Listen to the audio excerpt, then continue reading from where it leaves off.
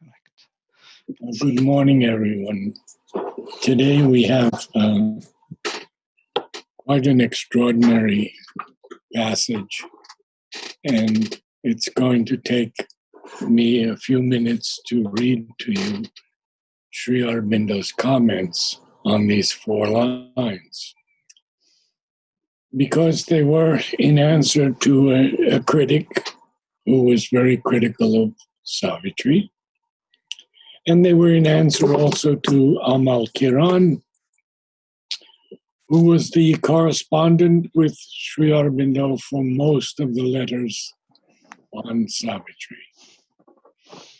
Let us begin with a few moments of silence.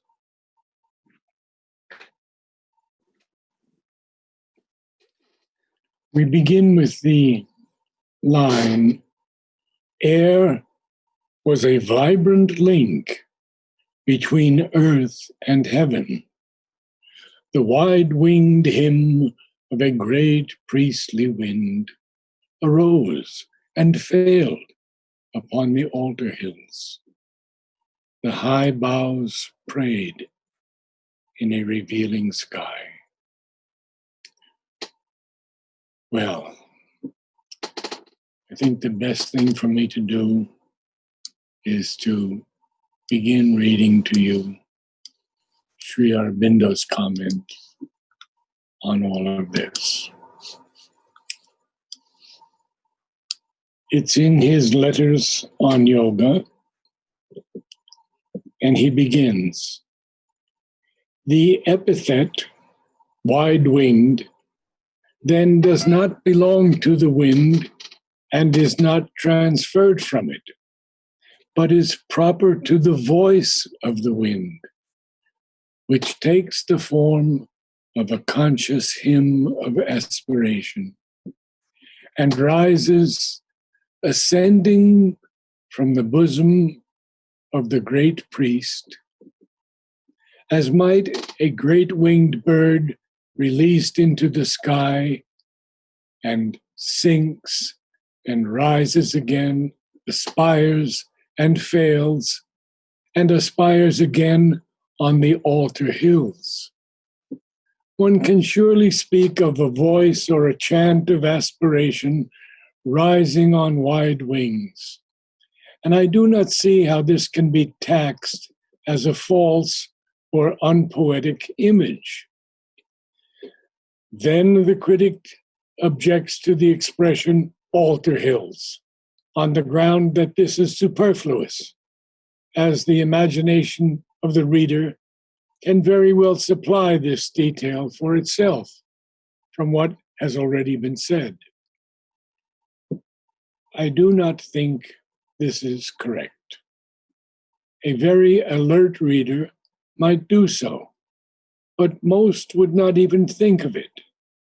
And yet, the detail is an essential and central feature of the thing seen. And to omit it would be to leave a gap in the middle of the picture by dropping out something which is indispensable to its totality.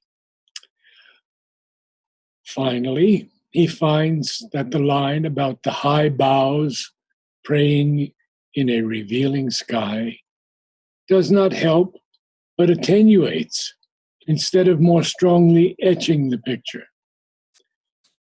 I do not know why, unless he has failed to feel and to see. The picture is that of a conscious adoration offered by nature, and in that each element is conscious in its own way. Wind and its hymn, the hills, the trees. The wind is the great priest of this sacrifice of worship. His voice rises in a conscious hymn of aspiration. The hills offer themselves with the feeling of being an altar of the worship. The trees lift their high boughs towards heaven as the worshipers, silent figures of prayer.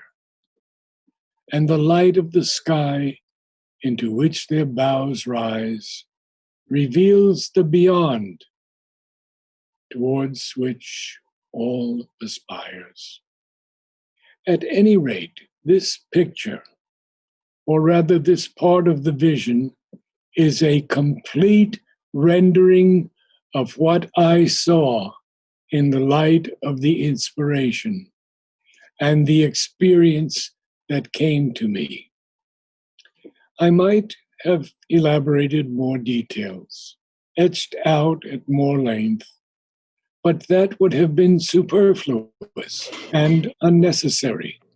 Or I might have indulged in an ampler description, but this would have been appropriate only if this part of the vision had been the whole. The last line is an expression of an experience which I often had, whether in the mountains or on the plains of Gujarat, or looking from my window in Pondicherry, not only in the dawn, but at other times. And I am unable to find any feebleness either in the experience or the words that express it. To think that Sri Aurobindo would take so much time to explain 4 lines is extraordinary. That he would give us so much in these 4 lines that have always been so sacred to me, so deeply sacred. I'll read them again and we'll continue. Air was a vibrant link between earth and heaven. The wide-winged hymn of a great priestly wind arose and failed upon the altar hills. The high boughs prayed in a revealing sky. I think perhaps possibly that some of you have experienced the prayer of the trees in a wood or a forest.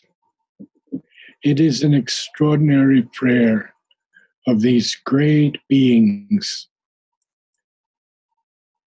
that are often inhabited by very positive, vital forces, praying to the sky and lifting their boughs towards the heaven and the light. So, in these almost 10 minutes, we did 4 lines of extraordinary importance. And then he begins this passage, which is unforgettable. Can you lift the, there we are. Good.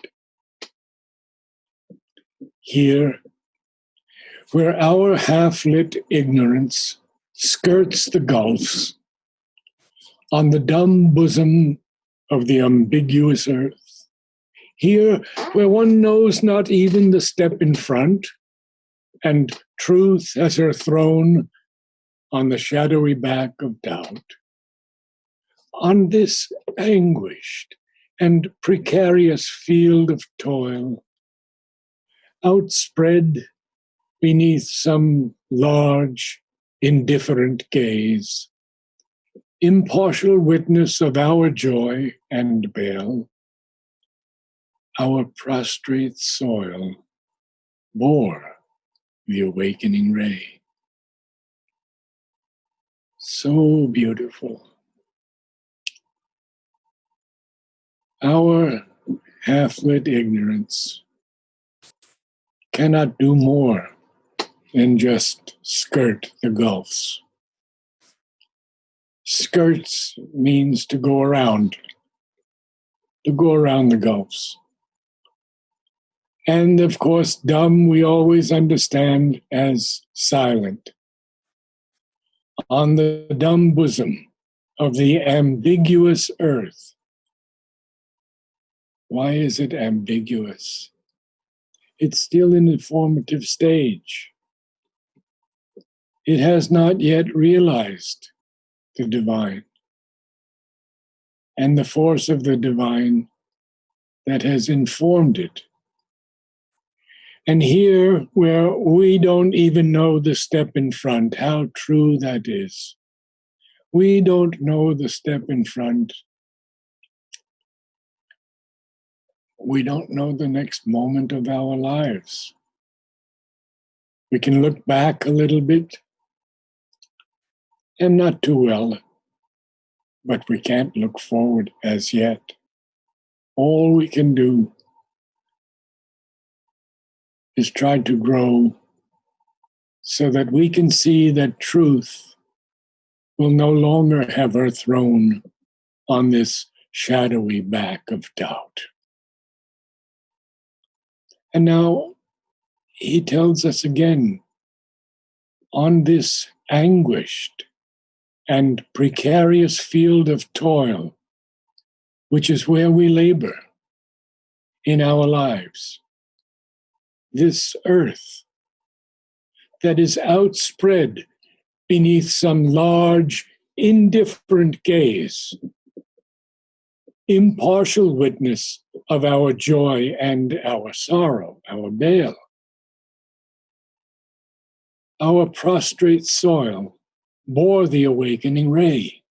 Well, you see, these higher beings, these gods, these divine presences, are naturally indifferent.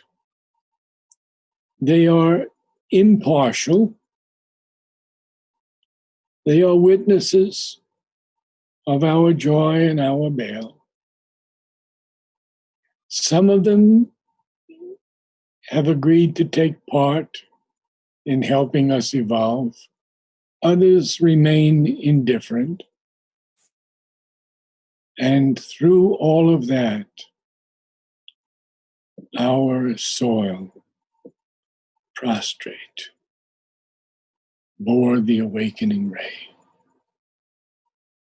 That ray of divine light penetrating through all the layers of the cosmos to touch the earth. Vladimir, would you like to say something? Actually, this prostrate soil is something really to think of. He gives it a kind of psychological treatment to the soil, so to say, because prostrate is not just spread or something. It is also kind of surrendered in a way or something. It has that connotation, at least in the usage of the word. When we prostrate ourselves before the divine, right, it's not just something flattened. Right. It is an offering. Right, surrendered soil. Surrender, yes, definitely. Any question? I just wanted to add to the prostrate soil, when you prep soil for planting, it's a whole fertilizing process that is incurred into it, that is part of it. So we also have to do that fermentation, that process inside of ourselves to prepare the soil. The prostrate soil, it's like to prepare the soil for planting, for the plants to grow healthy. It's a whole process to prepare the soil, a whole fermentation process to prepare the soil for ready planting. There could be also a meaning of this perceptive soil, because the soil has to receive the seed, It is ready to receive the conception by the divine. It is ready to bear that awakening ray, within. It is ready to manifest the divine in its own midst, so to say. Yes. Mm. And then the necessary nutrition needs to be in the soil for the seed to be able to spread. Here too, the vision and prophetic gleam lit into miracles, common, meaningless shapes. Then the divine afflatus spent, withdrew, unwanted, fading from the mortal's range. Very powerful lines. Because this vision and this prophecy that gleams has lit into miracles, common, meaningless shapes, which shapes that we take for being common and meaningless, they are actually not. And Sri Aurobindo is telling us that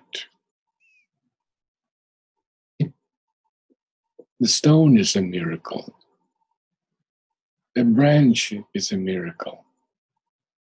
These common meaningless shapes that we take for granted every day, the soil, the sky, all have been lit into miracles by this vision and this prophetic gleam. But then he puts a semicolon after shapes, because he tells us, then the divine afflatus spent, withdrew, unwanted, fading from the mortal's range. It must have been such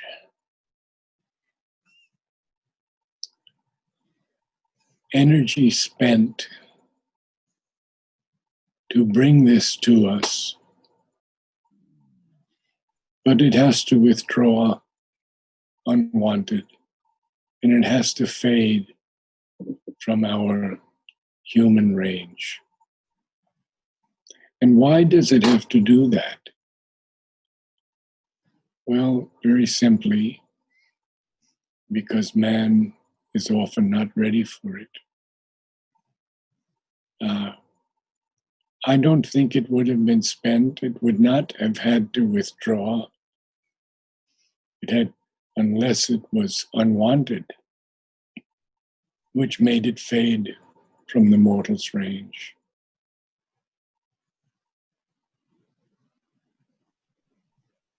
Now it is properly emplaced through the supramental. It is no longer a question of it being disappearing, unwanted, fading from the mortal's range. It is now here. But we're only on page 5 of Savitri, and we have 700 and so many pages to go till we learn much more. And then what happens? Alicia, would you like to read the next part? Sure.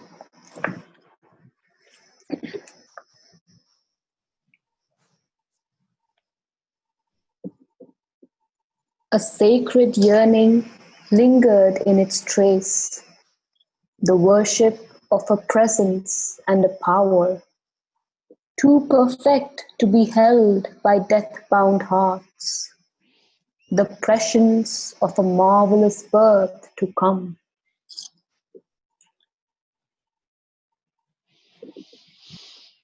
Mother says that the earth, and almost certainly some human beings, wanted this change in the earth that would make it divine. And therefore, that sacred yearning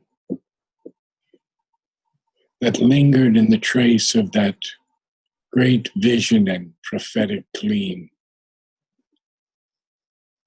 and that worship of a presence and a power that was too perfect to be held by our hearts, which are death-bound, the prescience of a marvelous birth to come.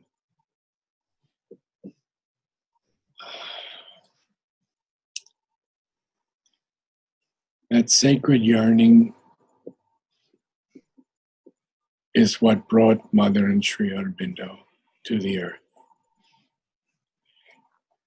In a long session prior to this one, I was reading with another young woman about the secret knowledge and how the divine and his creatrix play this game of evolution and descent, if you will. And we see that there is a prescience, which is a foreknowledge. There is a foreknowledge of a marvelous birth to come.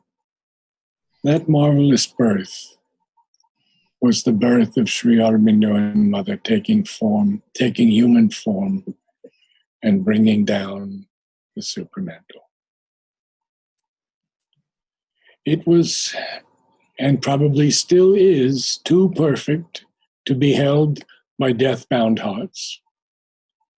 But it is no longer the prescience or foreknowledge of a marvelous birth to come. That marvelous birth has come. Very small right now. And I remember Mary Helen's letter to Madhav Pandit, where she saw Sri Aurobindo only 2 feet tall. And she said, "Why is he so small?" And Madhav wrote back to her, "It's because he's working in the earth and he's making the earth consciousness grow. And as it grows, he will grow into his vast form." Anyone else like to comment? Or I have a question about prescience. I know it is a prescience, not prescience. So it's kind of, maybe, is it wrong, prescience, to say? prescience. Mm. The prescience of a marvelous birth to come. So marvelous is an anapest. The prescience of a marvelous birth to come. Mm. The foreknowledge. Yes, I understand that. Only the pronunciation is prescience or prescience. Most probably both are possible, yes. Because I heard. But if you say the prescience, it's 2 beats. And prescience is 1. So it's the prescience of a marvelous birth to come. I think Prescience. No, No, I was just checking the pronunciation. Prescience. Prescience. Yes, prescience is also correct. You're both correct. Yeah. I got used to this prescience, so that's why it's like pre-science, so to say. Pre-science, yes, and foreknowledge, yes, exactly. Right, all right. Good. What I was thinking when we read this passage for the first time, there are always new thoughts coming, when you read Savitri. It's never the same, is that the capacity of human mind to perceive and to keep the divine, this afflatus, or what I call it, that appearance of the divine when it is moving from darkness to light, on that transition where the mind is still capable of holding, mind is capable only when there is darkness and light together, in the transition, in the moment. There is some kind of capacity, it has capacity to perceive the difference. But then, when the difference becomes less and less obvious, the mind is losing the capacity and becomes kind of indifferent. And the light of the ordinary day takes over. And the mind has nothing to compare with, so it loses its capacity. This is exactly that incapacity of the mortal mind to really hold on to onto this marvelous appearance of the truth, which has to fade because there is no capacity of the mind to. That's why it has to leave. Yeah. To fade, they say, yes, but also it has to be, we have to understand that only a little the God light can stay. Mm-hmm. The reason for that is that Mother said, if it came in its fullness, it would shatter all of us. Mm-hmm. We could not hold it. We could not bear it. Mm-hmm. Only a little the God light can stay. Spiritual beauty, illumining human sight, lines with its passion and mystery, matter's mask, and squanders eternity on a beat of time. So even though the God light can stay only a little, that spiritual beauty illumines us. It illumines our vision. And it lines with its passion and mystery the mask of matter, and actually squanders eternity on a beat of time. It's so powerful that it can squander eternity on a beat of time. These are such extraordinary lines that we're in this section, where he is telling us that the spark of deity cannot stay as yet. And then he says, as when a soul draws near the sill of birth, adjoining mortal time to timelessness, a spark of deity lost in matter's crypt, its luster vanishes in the inconscient plains. That transitory glow of magic fire, so now dissolved in bright, accustomed air. The message ceased, and waned the messenger.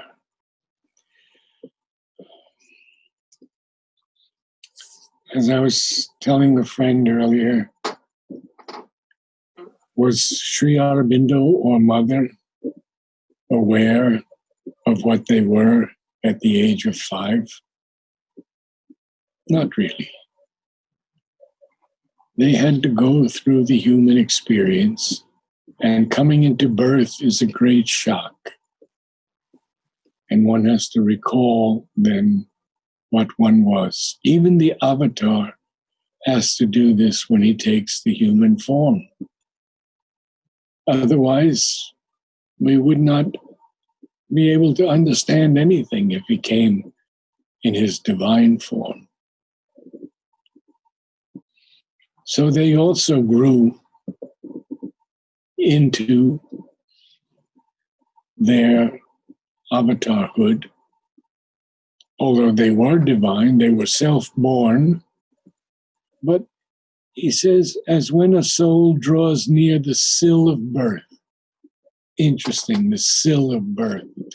We know what a windowsill is, and it's sort of like that, isn't it? Entering through the window, through the sill of birth, which adjoins our mortal time to timelessness. Notice again Sri Aurobindo's capitalizing words. He capitalizes matter a few lines before. He capitalizes time, timelessness, and then matters again. He's very, very careful that these words should carry a much greater import than we can get from our. As when a soul draws near the sill of birth, adjoining mortal time to timelessness, that's actually a spark of deity that is lost in the crypt of matter. And its luster, therefore, vanishes in the inconscient planes for a time. That transitory glow of magic fire, so now dissolved in bright, accustomed air. I use the word accustomed air. It had to dissolve in that because we weren't ready for it. We're not ready for it yet. There may be small groups, and I consider our group one of them. Oroville in part, the ashram in part, ashrams in other places of the world. That spark of deity has to recover from being lost in the crypt of matter. The crypt is actually like a mausoleum, a grave. The crypt, buried in the crypt. And therefore its luster has to vanish in the inconscient planes until we can become conscious. And that transitory, it's not a full glow of magic fire. It's a transitory glow, now dissolved in bright, accustomed air. Shraddhalu has told us that generally, after the soul leaves the body and goes to its resting place, within 2 years is the average before it takes birth again. I didn't know that. Only 2 years. And this week I will read some words of Mother, which I hope will touch everyone very deeply. So, we can carry on a little bit, or if you have any questions, we can address them. Any comments? Maybe one on accustomed air, which is also coming a new thought. That accustomed air, which is where the magic of that transitory glow of the magic fire dissolves itself and becomes a kind of part of that substance of the inconscience, which is darkness, is changed, and it adds to it its, power and knowledge, dissolving it there and changing the very substance of the subconscious or inconscious even.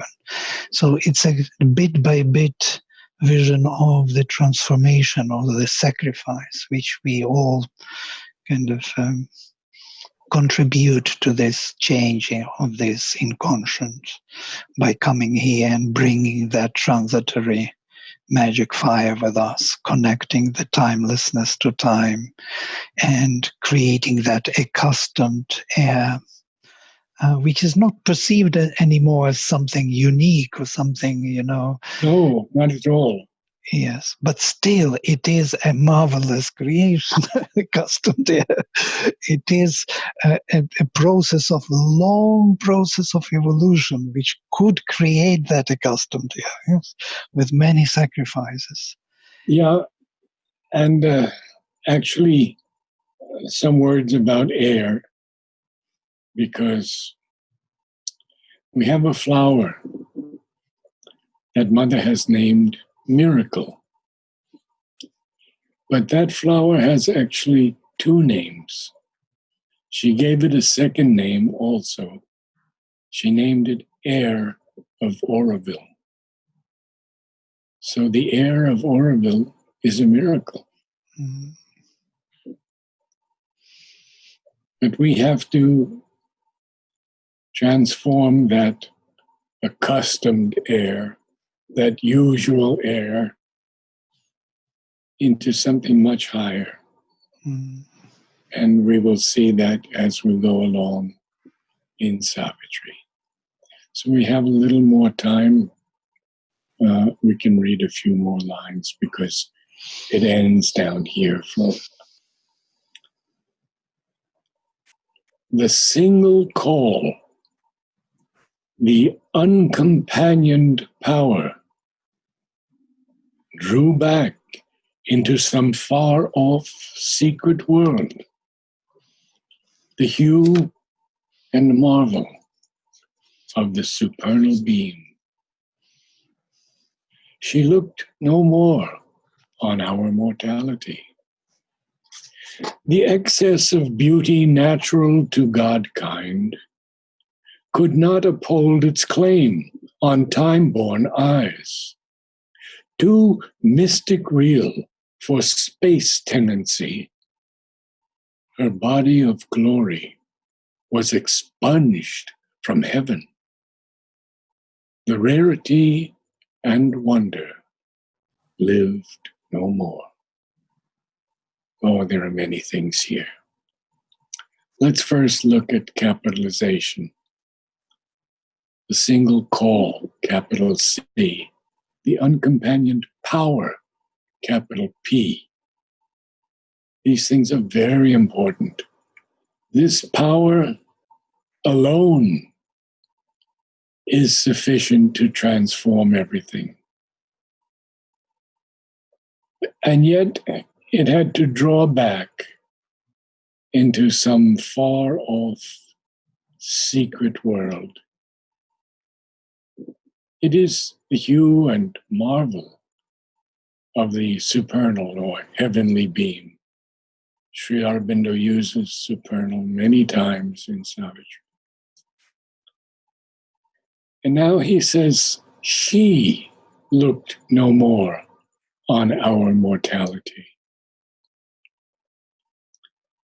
The excess of beauty, extraordinary phrase, the excess of beauty that is natural to Godkind could not uphold its claim on time-born eyes. Too mystic real for space tenancy, her body of glory was expunged from heaven. The rarity and wonder lived no more. Let's look for a moment at the hyphenated words, because these are very important. First, we have far off as one word. We've talked about that before. Then we have mystic real. Then we have space tenancy. All of these become one larger word than either one word or the other could be.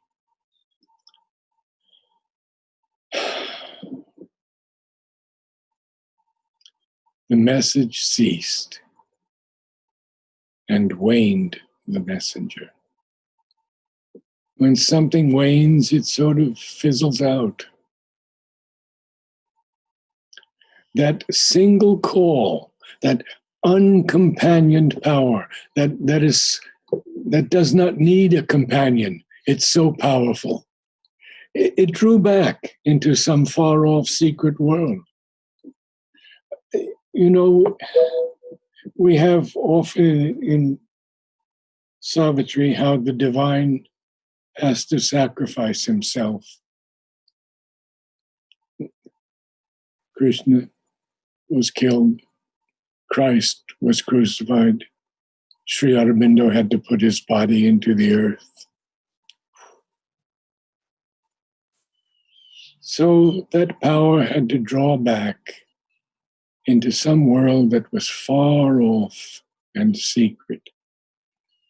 It was the hue and marvel of this supernal beam, this heavenly beam, but it could not look anymore on our mortality.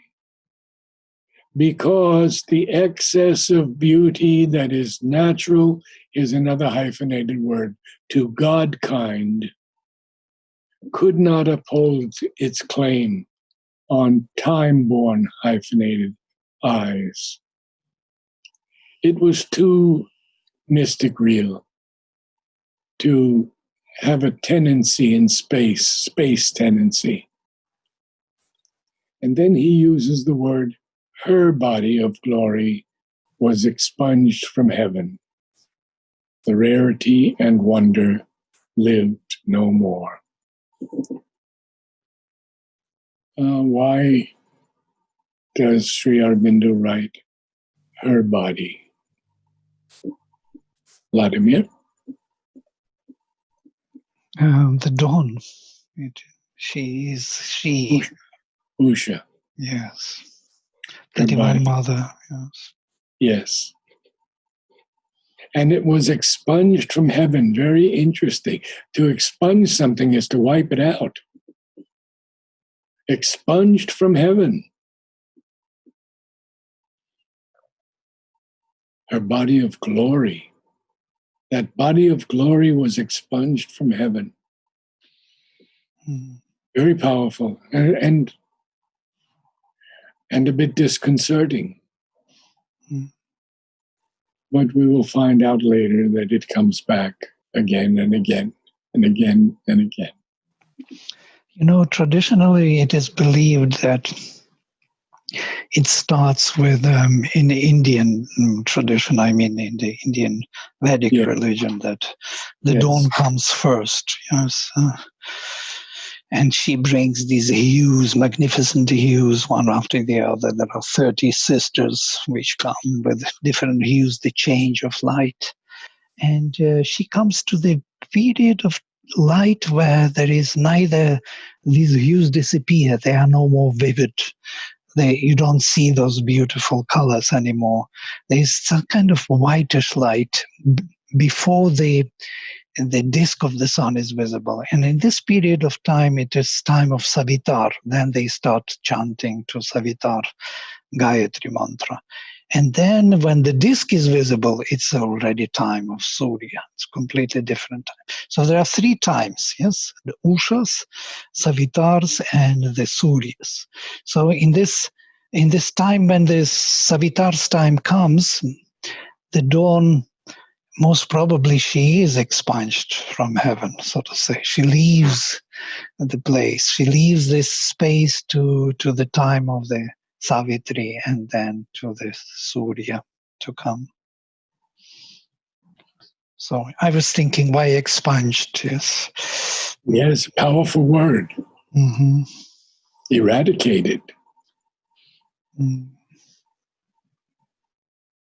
But in another place, of course, where Hiranyasthupa Girasa says that, this is Kutsa Girasa, where the dawn follows into this world. You know, she comes to this world and brings Surya with her. So Surya follows her as the young man follows the woman.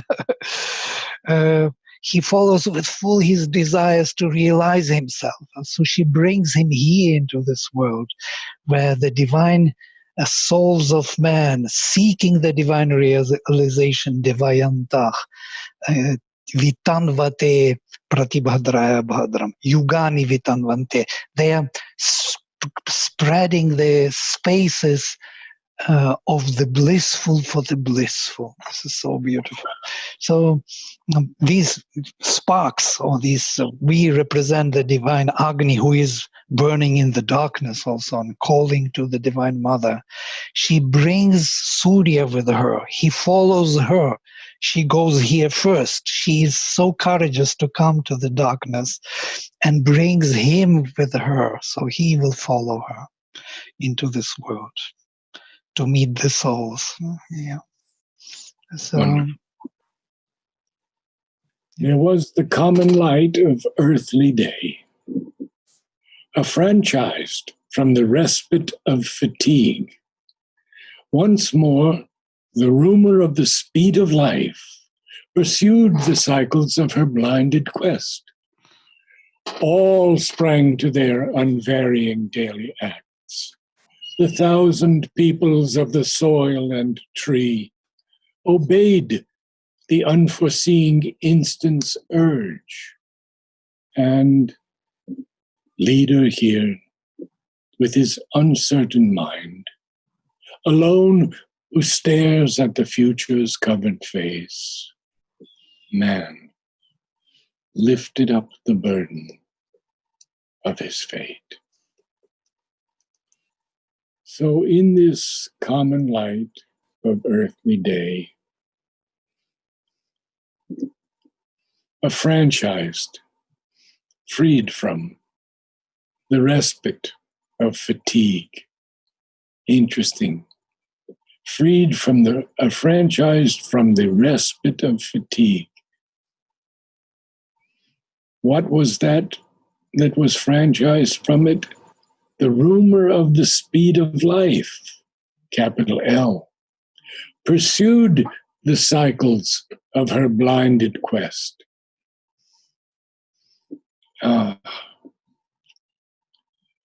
So we have the cycles of her quest, but it is still blinded. It is not quite able to see where it's going because it's a rumor of the speed of life. And then what happens? Well, everyone springs to their daily acts. And he puts it so beautifully, the 1,000 peoples of the soil and tree obeyed the unforeseen instant's urge. So they have obeyed it in some way. They're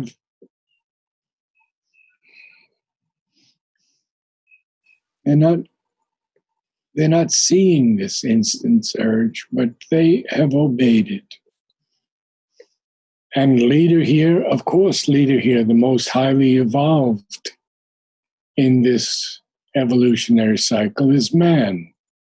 And leader here with his uncertain mind, well, we don't need any explanation of that. Alone,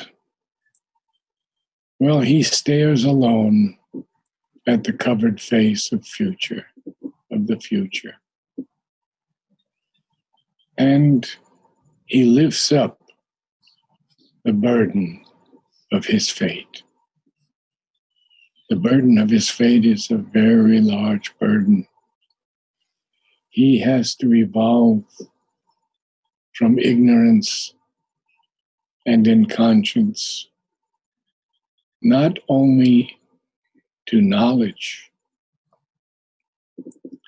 but eventually ascend into those higher worlds above the mind. Sri Aurobindo terms them higher mind, illumined mind, intuitive mind, overmind, eventually supermind, so that he may become divine. This is not really understood in all the religions of the world, that one could become the divine. One could be like the divine in certain ways, but one could not become him. Mother and Sri Aurobindo are very clear on this, that we can become the divine.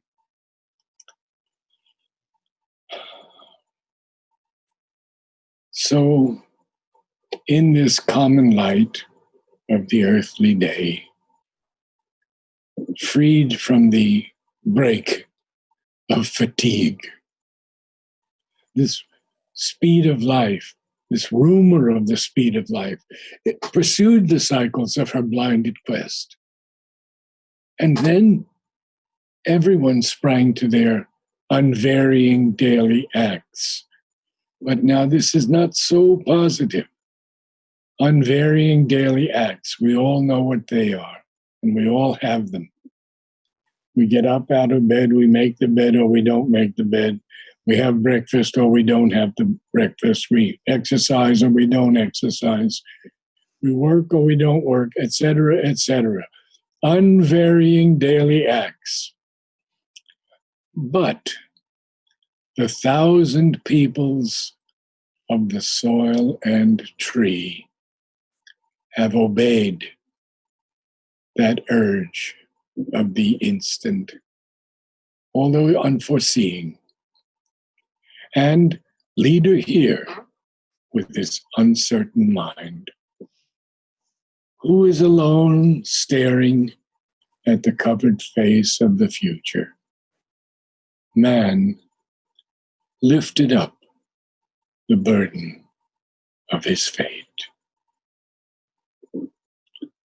And next week, we will hear the word Savitri for the first time. I have a question. Yes. Obeyed the unforeseen instant's urge. The instant's urge, the unforeseen instant's urge. I interpret it as blind impulses, like we obey our blind impulses. Yes, that is correct. They have obeyed this urge, the instant's urge. The instant's urge is this descent of the light into earthly day. But they're unforeseen. Mm-hmm. The instant is also, the instant cannot be unforeseeing because it is a descent. So they obeyed unforeseeingly this urge of the instant. And as a result, the leader here, man, who is alone, able to stare actually at the future's covered face, lifts up the burden of his fate. It is so beautiful. We could go over this again and again and again.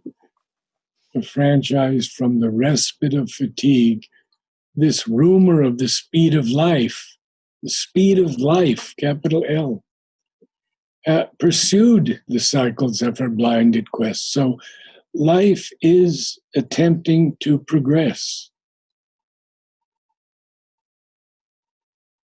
Even though not seeing clearly, she is pursuing these cycles, these evolutionary cycles. Anyone else? I think our time is about up. Yes. Then I'll see you next week. Thank you. Namaste.